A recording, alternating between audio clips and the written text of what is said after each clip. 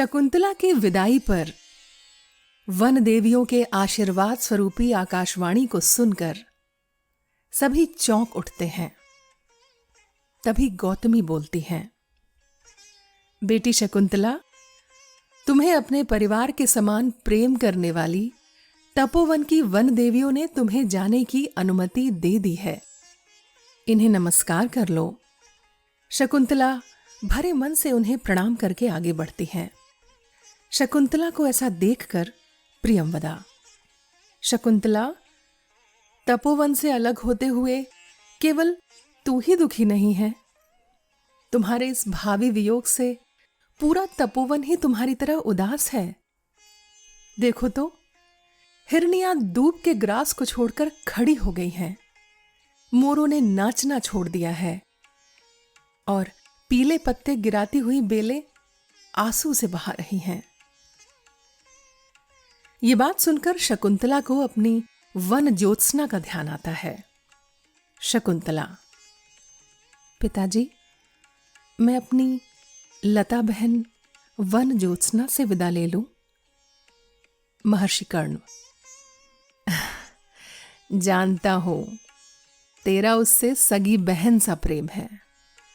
जा, वह रही उधर दक्षिण की ओर। शकुंतला वन ज्योत्सना की बेल के पास जाकर उसे छाती से लगा लेती हैं और कहती हैं, वन ज्योत्सना, आम से चिपटे चिपटे ही अपनी इधर उधर फैली हुई शाखा बाहुओं से तू मुझे भी आलिंगन कर ले। आज मैं तुझसे दूर चली जाऊंगी। शकुंतला को वन ज्योत्सना से बातें करते देख पिता कर्ण, मैंने तेरे लिए जैसा सोच रखा था, तुझे अपने पुण्यों से अपने अनुरूप वैसा ही पति प्राप्त हो गया। ये नवमल्लिका भी इस आम्र वृक्ष से लिपट गई है, इसलिए अब मुझे न तेरी चिंता रही न इसकी। आओ बेटी, इधर रास्ते पर चलें। सब आगे चलते हैं। शकुंतला, पिताजी, कुटिया के पास ये जो गर्भवती हिरनी फिर रही है, जब ये सकुशल बच्चा जने तब मेरे पास ये सुसंवाद सुनाने के लिए किसी न किसी को अवश्य भेजिएगा। कर्ण, अच्छा, ये बात स्मरण रखूंगा मैं।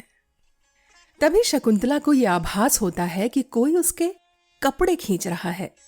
वो घूम कर देखती है। पिता कर्ण, बेटी, ये वही हिरन है जिसे तुमने अपना पुत्र बना लिया था। कुशा के कांटों से इसके मुख में घाव हो जाने पर तुम उसे ठीक करने के लिए इंगुदी का तेल टपकाया करती थी। तुमने सामक धान की मुट्ठियां खिला खिला कर इसे बड़ा किया है। आज वही तुम्हारी राह रोक कर खड़ा है। शकुंतला उस हिरन को सहलाते हुए कहती हैं, पुत्र, मैं तेरा साथ छोड़कर जाने लगी हूं। अब तू क्यों मेरे पीछे आ रहा है? अब तो तू बड़ा हो गया है ना। मेरे बाद पिताजी तेरी देखरेख करते रहेंगे। जा, लौट जा। ये कहकर शकुंतला रोती हुई आगे चल पड़ती हैं। पिता कर्ण, धीरज धरो पुत्री, अपने अश्रु पोंछ लो। इनके कारण पलकें खुली होने पर भी दृष्टि काम नहीं करती। यहां भूमि उबड़ खाबड़ है, तुम बिना देखे चल रही हो। इसी से तुम्हें रह रहकर ठोकरें भी लग रही हैं। तभी महर्षि कर्ण के शिष्य उपस्थित होते हैं। गुरुजी, पहले पानी तक प्रिय व्यक्ति के साथ जाना चाहिए, ऐसी प्रथा है। यह सरोवर का तट आ गया। यहां जो कुछ संदेश देना हो वह देकर अब आप वापस लौट जाएं। महर्षि कर्ण, तो चलो, थोड़ी देर इस पीपल की छाया में बैठकर विश्राम कर लें।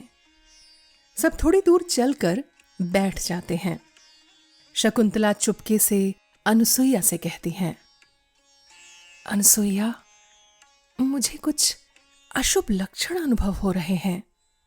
देख उधर, उस चकवी पक्षी का साथी चकवा कमल के पत्ते के पीछे छिप गया है और उसे देख न पाने के कारण ये चकवी कितनी अधीर होकर चिल्ला रही है। इसको देखकर ऐसा लग रहा है जैसे ये कोई बुरा संकेत हो कि मैं जिस काम पर चली हूं वो शायद पूरा ही ना हो। अनसुईया, सखी, ऐसी बात मुंह से मत निकाल। ये बेचारी चकवी भी अपने प्रिय विरह में विषाद के कारण और भी लंबी जान पड़ने वाली रात को जैसे तैसे बिता ही लेती है। विरह का दुख चाहे कितना ही अधिक क्यों न हो, किंतु आशा उसे सहर्य बना ही देती है। शकुंतला को सकारात्मक विचारों से ढांढस बंधा देने के बावजूद अनसुईया मन ही मन उस आशंका से घबरा रही थीं जिसका आधार ऋषि दुर्वासा का वो श्राप था। पर अपनी प्यारी सखी के लिए उन्होंने उस आशंका को अपने मुख पर आने नहीं दिया।